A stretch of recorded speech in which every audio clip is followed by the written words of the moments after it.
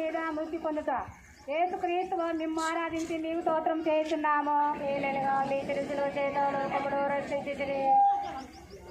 ప్రభువు 3 గంటల సేపు శిలువ మీద మహా ఆవేదన పొందిన వెనుక ఉపద్రవం వలన పీడింపబడి శరీర భారము కృంగి తల ఉంచి మరణించడం గురించి ధ్యానించడముగాక. ஸ்லீவாயந்தலி இயேசு